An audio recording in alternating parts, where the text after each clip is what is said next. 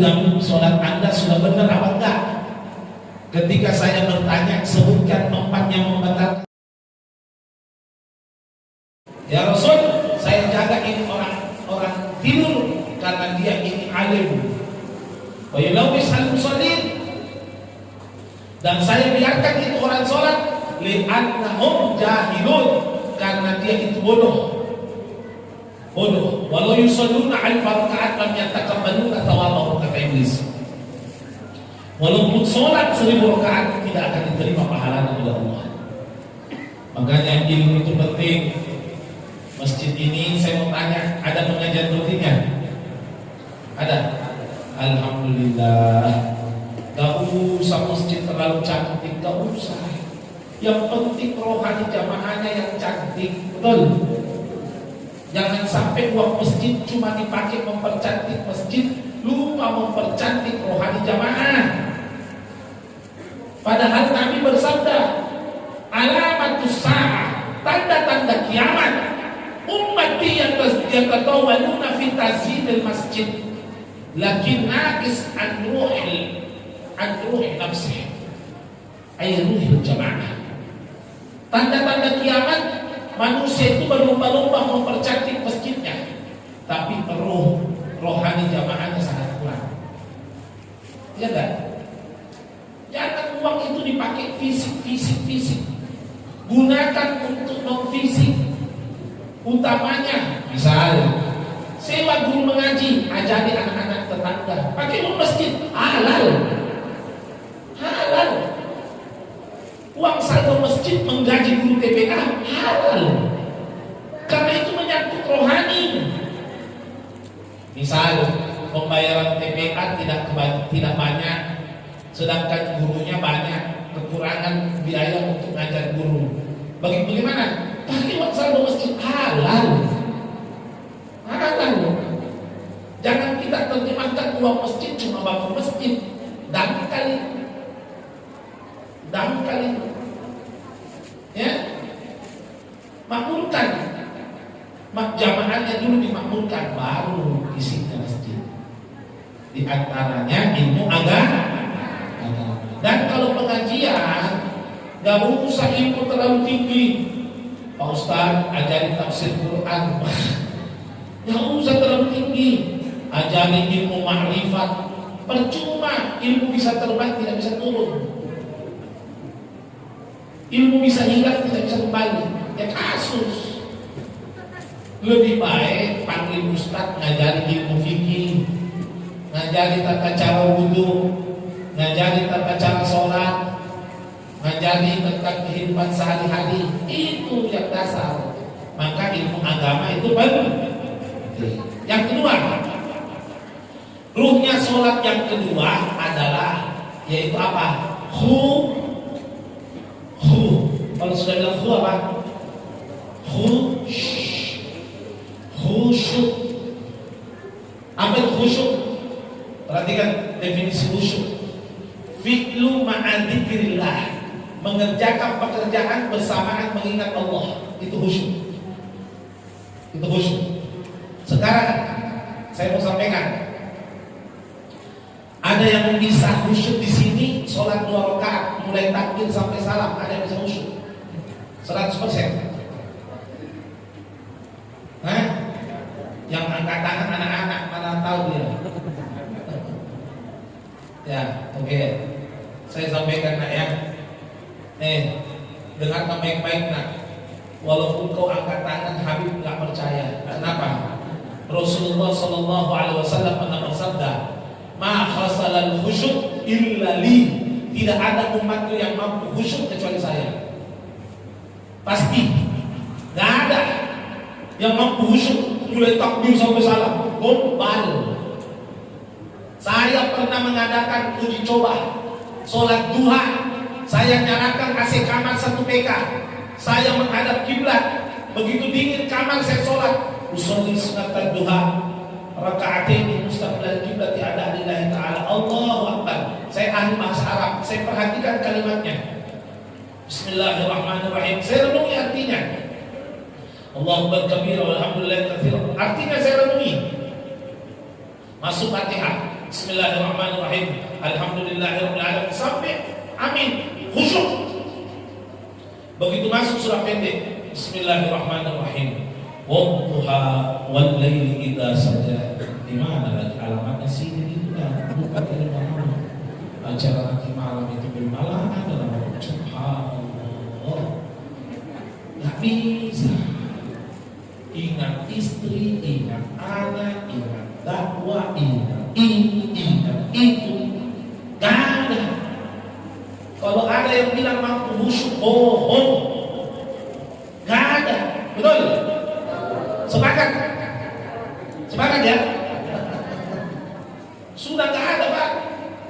Masalahnya cuma masalah baru. Khusyuk itu bukan sunnah, wajib. Wajib itu khusyuk itu. Dalam surat Al-Ma'un Allah mengancam, wailul lil musallin. Sungguh celaka umatku yang tidak, yaitu yang sungguh celaka umatku kata Rasulullah, kata Allah. Wailul lil musallin. Sungguh celaka orang-orang yang sholat. Sungguh celaka orang-orang yang sholat. Dalam riwayat neraka wel orang yang sholat. Loh, kok bisa loh orang sholat celaka? Jamin. Kok bisa orang sholat neraka wel? Siapa? Ntar dulu jangan diputus. Alladzina hum an sholatihim, yang celaka sholatnya yaitu an sholatihim, yang sholatnya mereka sahur. Apa sahur? Lupa. Apa itu lupa? Lupa itu, perhatikan, lupa itu definisinya sama dengan tidak khusyuk. Betul? Betul? Berarti Allah mengatakan sungguh celaka orang yang sholatnya tidak khusyuk. Neraka wel orang yang sholatnya tidak khusyuk. Nah, sekarang kita sudah dapat kesimpulan. Perhatikan, perhatikan. Kita semua sholat tidak khusyuk, celaka. Tidak sholat, neraka. Saya ulang, biar kita mengerti. Kita sholat karena tidak mampu khusyuk, celaka. Tidak sholat, neraka. Betul? Ya, apa solusinya nih? Sholat tidak khusyuk, celaka. Tidak sholat, neraka. Sholat tidak khusyuk, celaka. Tidak sholat, neraka. Maju kena, mundur. Ya, apa solusinya? Alhamdulillah 15 abad yang lalu Nabi kasih solusi. Apa solusinya? Sholat berjamaah. Kenapa? Karena ketahuilah hadis Nabi SAW, sholat berjamaah mujbirah bainal hadirin fi shalah minal khusyuk. Sholat berjamaah itu akan menambah satu sama lain dari yang hadir tentang kehusyukannya. Bisa dipahami? Begini. Anggaplah tadi sholat isya Habib Imam. Ya, anggaplah misalnya Habib khusyuknya Fatihah. Belakang saya khusyuknya surah pendek. Sampingnya ruku, sampingnya iktidal, sampingnya sujud, sampingnya sujud duduk, sampingnya sujud kedua. Artinya khusyuknya itu terbagi-bagi. Bisa dibagi.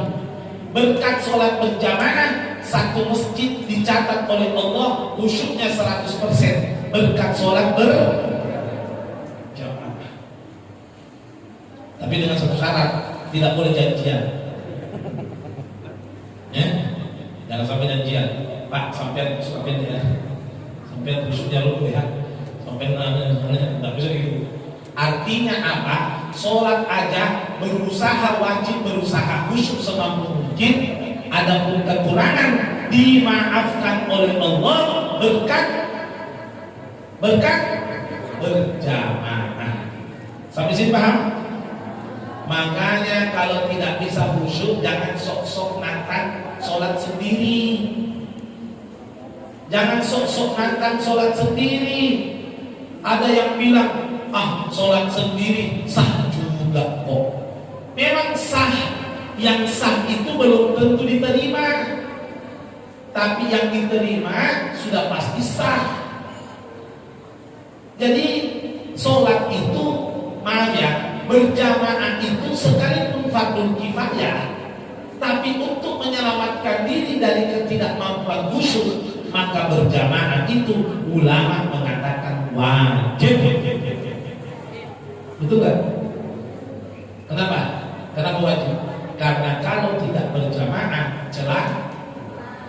Tadi kan kalau tidak khusyuk apa? Celah. Ya Allah. Makanya berjamaah masjid ini diisi. Betul? Alhamdulillah. Habib, saya tidak bisa di masjid, Bib. Di tempat kerja, Bib, disuruh bos, Bib, dilarang sholat di masjid, Bib. Tidak masalah. Yang penting berjamaah dimanapun Anda berada. Dimanapun Anda berada, usahakan berjamaah. Habib, berjamaah itu paling sedikit berapa orang? Paling sedikit 2 orang. Saya kalau musafir sendiri tidak mau jamaah. Kenapa tidak mau jamaah? Kalau jamaah berarti sendiri. Anggaplah saya sholat zuhur berjamaah. Berarti asalnya kalau saya jamaah sendiri kan? Sendiri, saya tidak mau. Kalau musafir sendiri. Tapi kalau musafir 2 orang, saya jamaah. Karena sudah ada yang temani. Definisi berjamaah paling sedikit 2 orang. Tapi ingat, lanjut apa terus? Ini udah ada kursi, aman terkendali. Pas lagi kursinya, pas badannya ambil. Biasa ada ambil kursi, sempit. Ini pas. Biasa kalau sempit bukan kursinya kekecilan, Habib yang besar. Nah, perhatikan, orang yang ke masjid itu cahayanya tidak sama dan juga pahalanya tidak sama. Saya bahas dulu. Cahaya. Orang yang ke masjid cahayanya berbeda-beda. Rasulullah pernah melihat ada umat wajahnya bagaikan bintang. Ada tahu bintang? Dikatakan wajhuhu munawwir kan nujum, wajahnya bercahaya bagaikan bintang. Maka Nabi lahu, berkata Nabi kepadanya, kepada Jibril, ya Jibril, man hum, siapa mereka Jibril yang wajahnya bagaikan bintang? Nabi menjawab, Jibril menjawab, hum idza sami'al adhan wa lam nastatir bil ghairi fatawadda. Mereka itu umatmu yang jika dengan azan mereka tidak menyibukkan lain kecuali langsung ambil air wudu. Jadi kalau dengan azan Allahu Akbar, langsung ambil air wudu, langsung. Tidak mau urus yang lain, tidak mau ambil air wudu. Nanti di hari kiamat wajahnya bagaikan apa? Bintang. Ada lagi di hari kiamat wajahnya bagaikan bulan purnama. Kan kamar seperti bulan. Ditanya, ya Jibril, man hum wajhukal kamar, siapa mereka wajahnya bagaikan bulan? Dijawab sama Jibril, hum yatawadda qabla al-adhan. Mereka itu ambil air wudu sebelum azan. Apa? Ambil air wudu sebelum. Jadi masih bunyi masjid, as-salatu wassalamu alaik, as-salatu wassalamu alaik. Langsung ambil air wudu. Nah, makanya itu tujuannya ada bunyi sholawat mengaji sebelum azan supaya kita persiapan. Ya, ini heran ini, orang Kristen aja nggak protes, dia malah protes. Ya, saya bilang hilangkan suara azan, tidak masalah, tapi dengan syarat anjing jangan membombong, bisa nggak? Supaya adil. Ingat ya, ciri-ciri orang munafik yang tidak senang dengar kalimat Allah. Ya, perhatikan, salah satu orang munafik yang tidak senang dengar kalimat Allah. Ingat, ada yang bilang begini, perhatikan dulu. Beb, wajib taat sama pemerintah, Beb. Betul. Ada Al-Quran berfirman, taatilah Allah, wa atiur Rasul, dan taat kepada Rasul, wa ulil amri minkum. Perhatikan, Berapa kali Allah mengatakan ati? Saya ulang ya. Atiullah satu. Wa atiur rasul dua. Wa ulil amri pakai ati apa enggak? Enggak. Taati Allah, taati Rasul dan para pemimpin di antara kalian. Kenapa tidak pakai ati? Artinya tidak boleh kita taat kepada pemerintah kalau tidak mendahulukan Allah dan Rasulnya. Paham maksudnya? Artinya taat kepada pemerintah haram kalau bertentangan hukum Allah dan Rasulnya. Makanya dikatakan la ta'atan fi maksiatillah. Tidak ada ketaatan jika menyangkut maksiat kepada Allah Subhanahu wa ta'ala. Habib pernah pulang ceramah jam 2, lampu merah. Habib berhenti. Muridnya Habib bilang begini, Habib, gak ada mobil, Habib, terus aja. Saya bilang berhenti. Kenapa? Wajib taat sama pemerintah. Ini lampu merah menertibkan kita dan itu hukumnya wajib. Tapi kalau suara azan dikecilkan, tidak wajib. Karena itu sudah syiar, dan wajib ditaati. Jadi dengarkan baik-baik. Dilarang ke masjid karena corona, dan wajib ditaati. Dan wajib ditaati. Saya di Makassar, 10 masjid lebih saya pegang, tidak ada yang tutup semenjak corona. Tidak pernah libur Jumatan, tidak pernah libur sholat waktu. Kalau ada ustadz beleng-beleng mengatakan yang ke masjid beleng-beleng, jangan didengar. Itu di zaman Rasul orang dilarang ke masjid itu bukan karena corona, karena banjir. Bilal disuruh mengatakan shollu fi rohalatikum, sholatlah di rumah-rumah kalian. Yang dimaksud itu karena banjir, karena wabah. Tidak ada sholat di rumah, tidak ada. Dengarkan baik-baik. Sebenarnya Pak, ada yang lebih hebat dari masker. Apa yang lebih hebat dari masker? Wudu.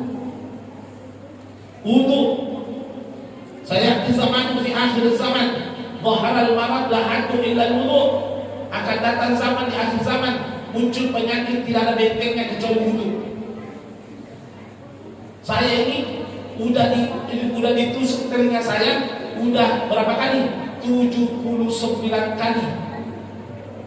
80 kali dengan tadi siang. Tadi siang saya ditusuk lagi 80 kali udah. Alhamdulillah tidak pernah positif. Kenapa? Keluar rumah jaga wudu. Ingat itu. Keluar rumah jaga wudu. Kalau masker melindungi Anda secara zahir, tapi kalau wudu melindungi Anda zahir dan batin. Jangankan wudu, musibah dijaga sama Allah. Jelas? Saya tidak pernah mengatakan tidak usah pakai masker, urusan Anda. Tapi saya cuma mengatakan selaku ulama, saya juga berhak menyelamatkan umat dengan cara agama. Betul? Iya. Kalau dokter menyelamatkan pasiennya secara medis, kalau ulama menyelamatkan umatnya secara ilmu, agama. Yang ketiga, wajahnya bagaikan matahari terang. Nabi mengatakan, "Man hum ya Jibril?" Siapa dia Jibril? Maka Jibril menjawab, perhatikan jawaban Jibril. Ummatik ay alladziina muntadir qabla al-adzan fil masjid. Mereka umatmu yang menunggu azan di dalam masjid. Jadi belum azan sudah duduk. Perhatikan, ada 3 tadi tuh. Ada yang seperti bulan, siapa? Ambil air wudhu ketika dengar azan. Yang seperti astagfirullahaladzim, maaf. Seperti bintang dulu. Yang itu siapa seperti bintang? Ambil air wudhu ketika mendengarkan Yang kedua seperti bulan. Ambil air wudhu sebelum azan. Dengan sholawat sudah wudhu. Yang ketiga seperti matahari. Siapa? Mereka yang sudah ada di masjid sebelum azan. Ada itu subuh. Biasa kalau subuh sudah ada duduk iktikaf belum azan, tahajud mereka. Ini seperti matahari nanti di hari kiamat. Nah, kita bahas. Adapun pahala orang sholat berjamaah itu berbeda-beda. Yang paling besar pahalanya dalam sholat yaitu siapa? Shaf pertama. Shaf pertama itu paling besar. Makanya kalau ada kosong, makruh suruh orang ini, kemana orang itu, menyuruh orang kalau soft pertama, maju pak, biar maju, makruh, biar yang maju. Kenapa? Berlomba-lomba dalam pahala. Yang paling besar kedua, soft kedua. Yang ketiga, soft ketiga. Yang keempat, soft keempat, seterusnya. Tapi soft pertama ada yang kalah besar. Siapa? Imam. Imam itu mendapati semua pahalanya makmum. Semua pahalanya makmum dia dapat. Itu imam. Hebat itu imam. Nah, tapi ada lagi yang lebih besar pahalanya dari imam. Siapa? Muadzin. Yang adzan, hayya 'alas shalah, dia yang panggil imam datang sholat. Itu tukang adzan lebih besar pahalanya daripada imam dan soft pertama dan semua yang datang, dia dapat semua pahalanya. Ada lagi lebih besar pahalanya dari soft yang adzan. Siapa? Lebih besar daripada yang adzan. Siapa? Yaitu yang bangun masjid. Walaupun tidak datang sholat di masjid itu, dia dapat semua pahala yang ada dalam masjid. Masya Allah. Jelas ya?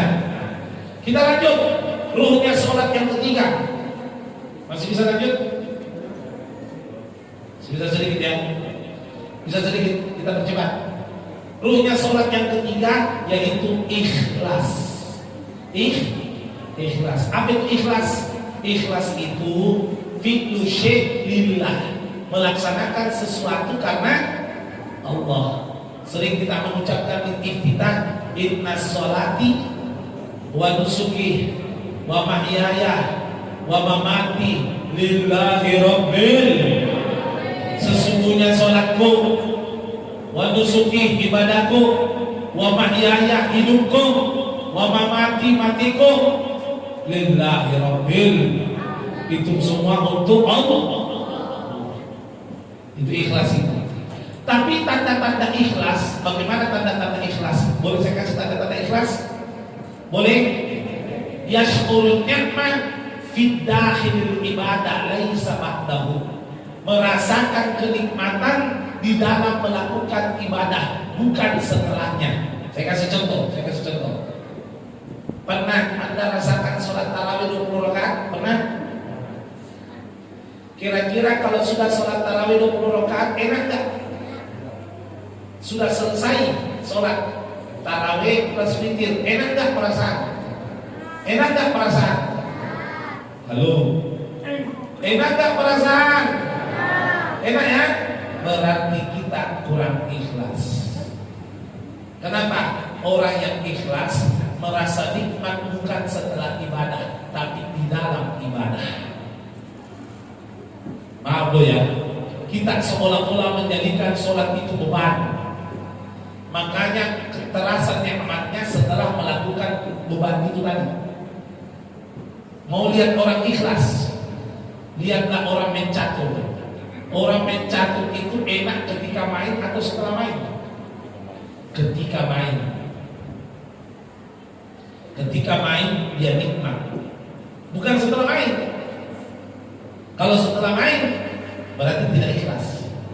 Lihat anak-anak main PS. Kapan enaknya? Ketika main PS. Bukan setelah main PS. Begitu juga kita ibadah, kita merasa nikmat setelah ibadah. Maaf ya, ini tidak bisa dipungkiri. Ayo, kalau kita sudah sholat isya, apa yang kita bilang? Alhamdulillah, lega ya, lega banget ya, lega betul sudah sholat, ya kan? Lega. Kalau orang ikhlas, enaknya itu dalam sholat. Enaknya itu dalam sholat. Masya Allah. Sayyidina Ali Zainal Abidin sujud, rumahnya terbakar, dia tidak sadar. Kenapa? Merasa nikmat dalam sholat. Kalau kita nyamuk ada, kipas kurang, mengeluh terus, ya kan? Kapan enaknya? Kalau sudah sholat. Kalau sholat ngantuk, sudah sholat hilang ngantuknya. Ya, makanya kalau Anda mau ikhlas, maaf ini, Anda kepengen ikhlas, caranya cintai yang memerintahkan, yaitu Allah. Kalau Anda sudah cinta kepada Allah, maka seluruh perintahnya akan nikmat. Mau lihat contoh, saya Pak disuruh sama anak saya, Abah belikan mainan Abah kalau pulang. Saya dalam hati, aduh betul-betul ini anak. Saya tidak keluar-keluar Pak, dari hotel ke masjid, masjid ke hotel, hotel ke masjid, masjid ke hotel. Saya tidak keluar-keluar, cuma di hotel saja, tidak kemana-mana.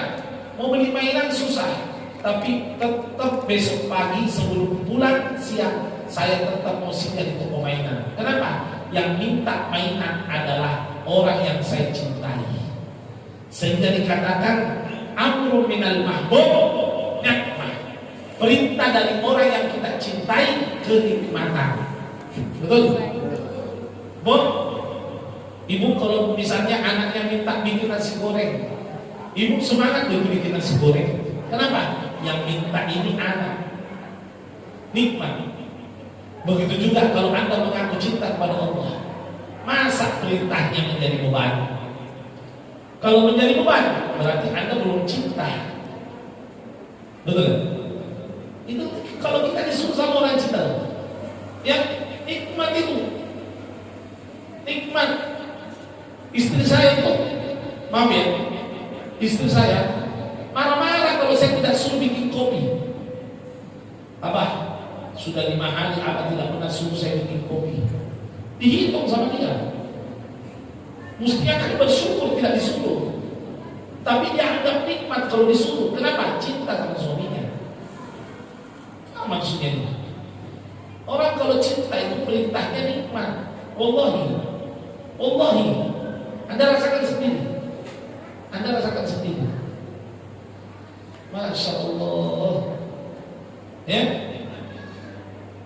Yang kedua, kalau Anda kepengen ikhlas, cintai jenis perintahnya.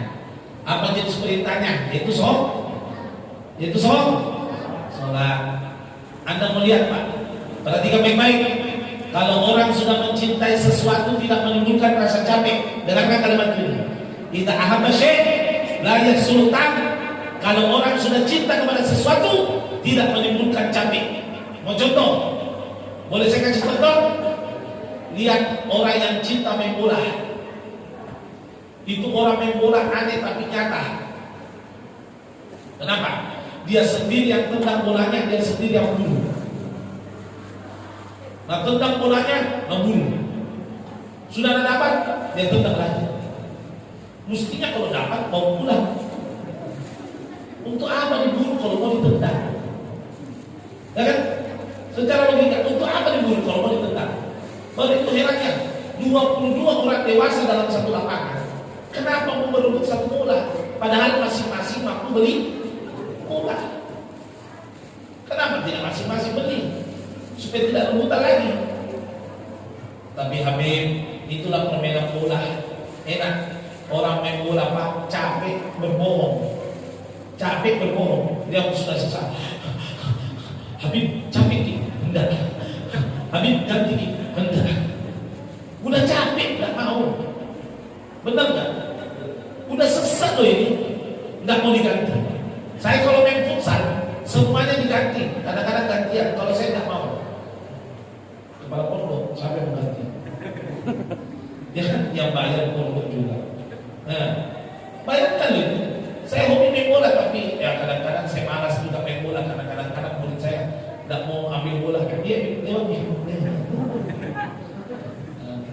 Ya coba makan. Kalau orang cinta kepada sesuatu, nikmat dalam melaksanakannya. Betul? Cinta nonton sinetron mulai pagi sampai malam, menangis. Nikmat suka main HP, main game sampai pagi. Betul? Itu kalau cinta kepada sesuatu nikmat. Makanya kalau Anda kepengen ibadah enak, cintai Allah dan cintai jenis perintahnya. Karena satu-satunya yang menemani kita sampai alam barzakh yaitu sholat.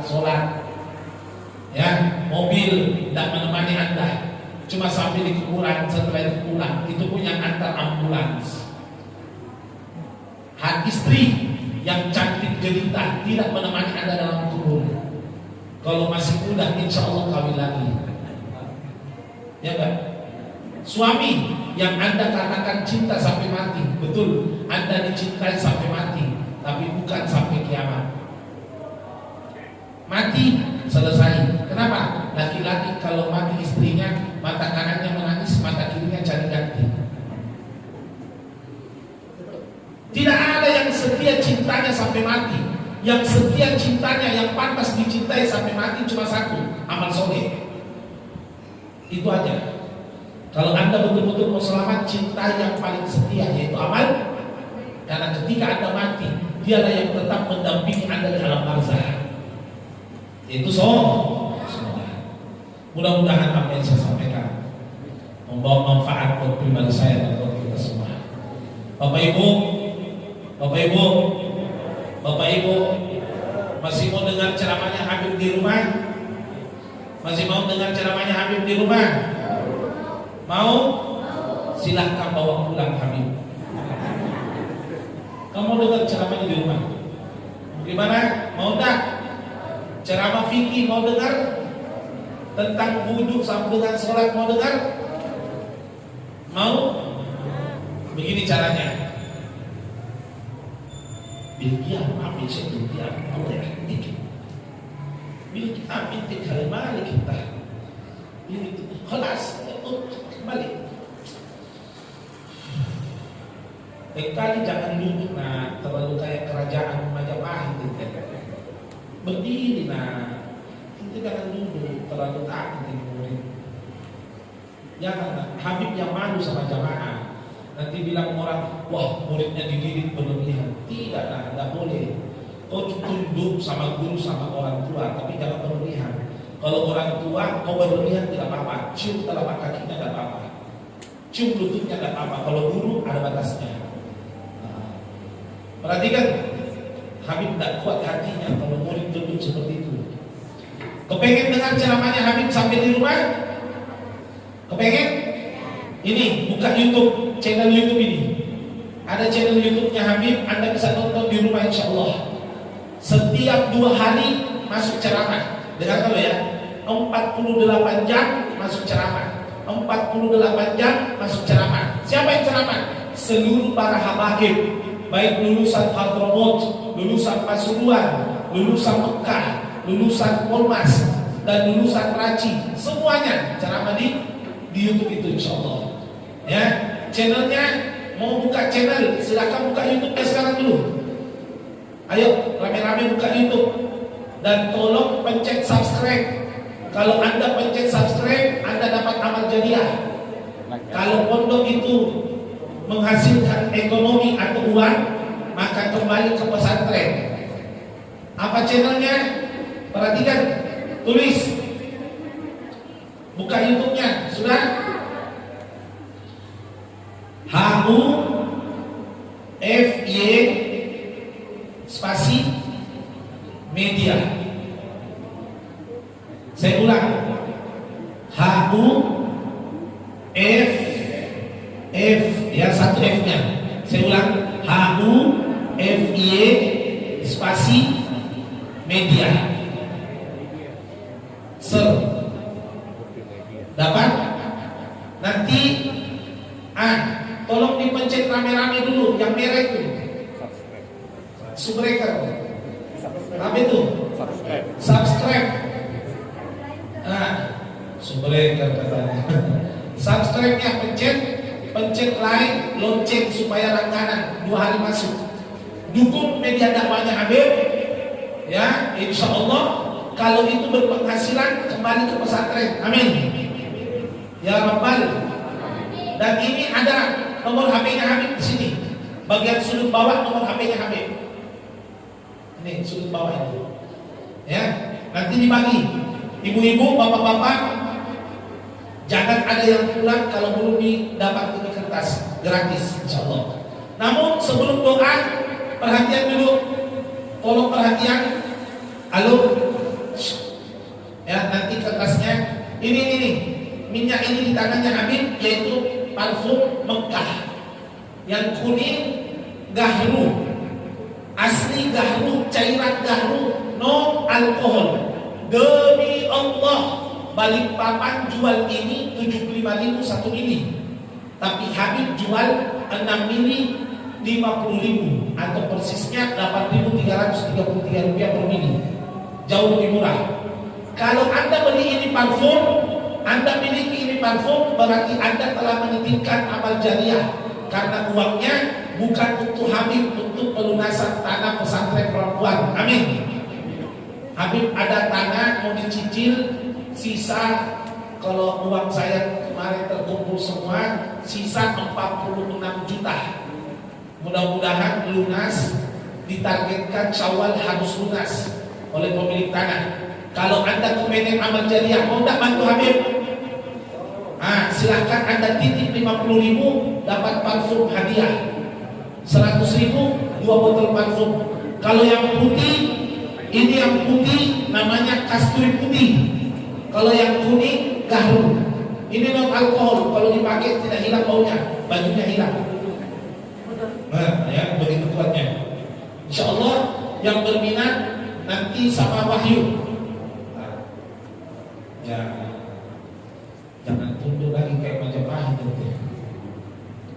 Mari kita tutup doa dulu sebelum bubar dari majelis ini, ditutup oleh MC kita. Bismillahirrahmanirrahim. Alhamdulillahirabbil alamin. Allahumma shalli wa sallim ala sayyidina Muhammad wa ala ali sayyidina Muhammad. Allahumma ya Allah. Ya Allah ya Karim, kami mohon kepadamu, kami bermunajat kepadamu ya Allah. Jadikan majelis ini majelis yang Engkau ridhai dan rahmati ya Allah. Jika terdapat kekurangan dalam majelis ini, sempurnakan berkat niat baik kami ya Allah.